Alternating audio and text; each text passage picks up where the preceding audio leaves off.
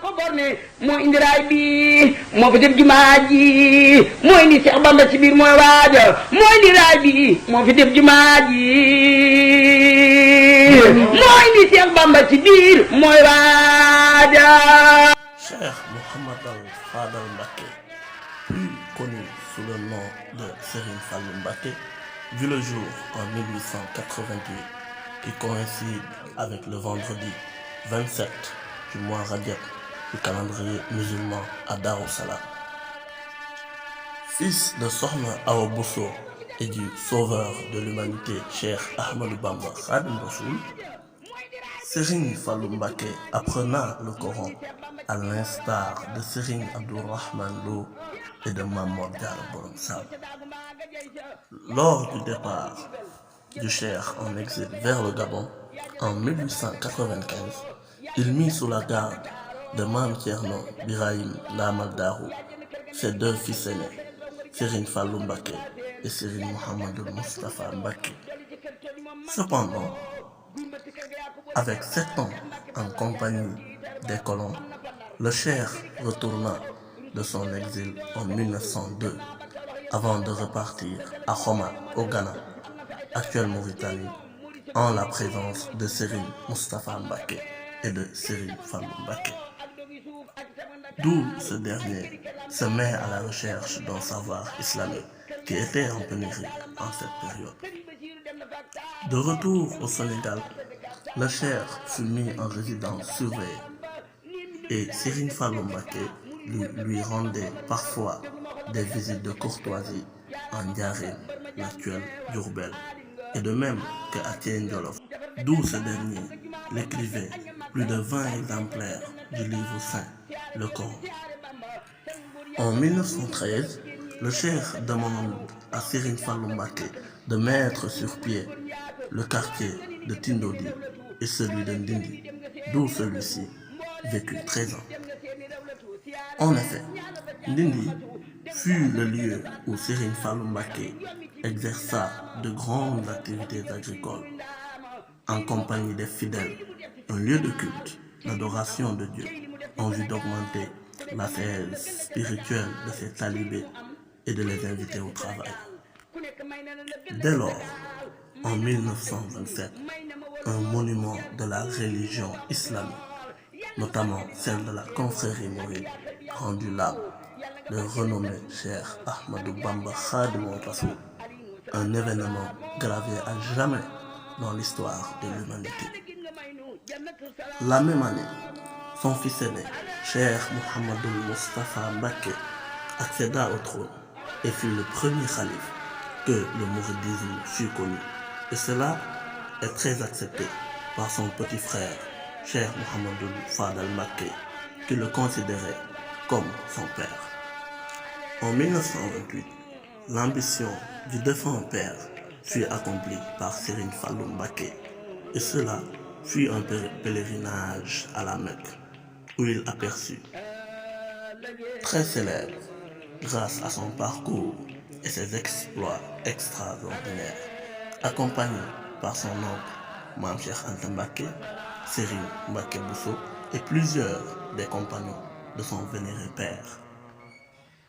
En 1945, le mouridisme connaît encore une fois une perte inoubliable qui fut le repos en paix du brave khalife de Serigne Touba, Serigne Mouhamadoul Moustapha Mbacké. En cette même période, qui coïncide avec la fin de la Deuxième Guerre mondiale 39-45, arrive au trône le célèbre Serigne Fallou Mbacké. Étant le deuxième khalife de Serigne Touba, Serigne Fallou Mbacké adopta un plan de reconstruction de la ville sainte de Touba et d'une redistribution des parcelles de terre aux compagnons de son père, qui s'élèvent au nombre de 400 hectares de surface à proximité de la grande mosquée de Touba. En 1946, Serigne Fallou Mbacké prit l'initiative de regrouper tous les adhérents de la confrérie dans la ville sainte de Touba, qui bel et bien participera à la reconstruction de cette dernière. C'est dans cette perspective que ces mots furent affirmés. Assalamu alaikum. Je suis très ému que vous répondiez à mon appel, qui est celui de Cheikh Ahmadou Bamba Khadimou Rassoul, à ce jour dont il nous demande de venir l'appeler à son remerciement en Dieu. J'en suis très fier. Quelques années plus tard, il reprit les travaux de la grande mosquée de Touba, qui a été commencée par Serigne Moustapha Mbacké. Ainsi, il renouvelle les plans et signe une convention avec la grande entreprise européenne, le Daragas, sous la houlette de l'architecte S. Catena, qui dirigea les travaux durant 15 ans, accompagné par les fidèles qui s'acharnaient à travailler jour et nuit jusqu'à son inauguration le vendredi 7 juin 1963, d'où ces propos. Au nom de Dieu, le clément, le bon, je lui remercie pour nous avoir laissé atteindre notre objectif. Aujourd'hui, la grande mosquée de Touba est acheminée, et cela par les immenses efforts de celui qui a échangé son statut de fils contre celui d'un simple disciple. Que le bon Dieu lui offre longue vie, l'incorpore de la force pour qu'il puisse réaliser tous ses projets. Merci.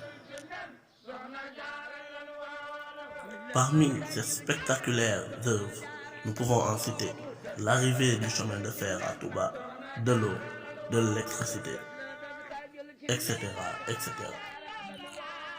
Serigne Fallou Mbacké était quelqu'un de très généreux et plein d'humour, avec sa position de celui qui est toujours d'accord avec Dieu. Cette appellation fut la cause des innombrables visites des chefs religieux et hommes politiques à la grande personne de Serigne Fallou Mbacké. Autrefois, pour commémorer sa venue dans ce bas monde, Serigne Fallou Mbacké allait à Darou Salam avant de retourner chez Serigne Afia Niang, avec qui il partageait la même mère. Serigne Fallou fut khalife de Serigne Touba durant 23 ans, avec un parcours sans tache. Le 11e jour du Rakikamou, qui coïncidait avec l'année 1968, le mouridisme est totalement fracturé. Suite à la perte d'un être cher, Serigne Fallou Mbacké retourna au monde intelligible pour retrouver son père. Le mouridisme, plein d'émoi et de tourments, le monde vient de perdre un grand homme religieux sans précédent. Soxna Anta Njaay mbokkum Taala Anta moom maaram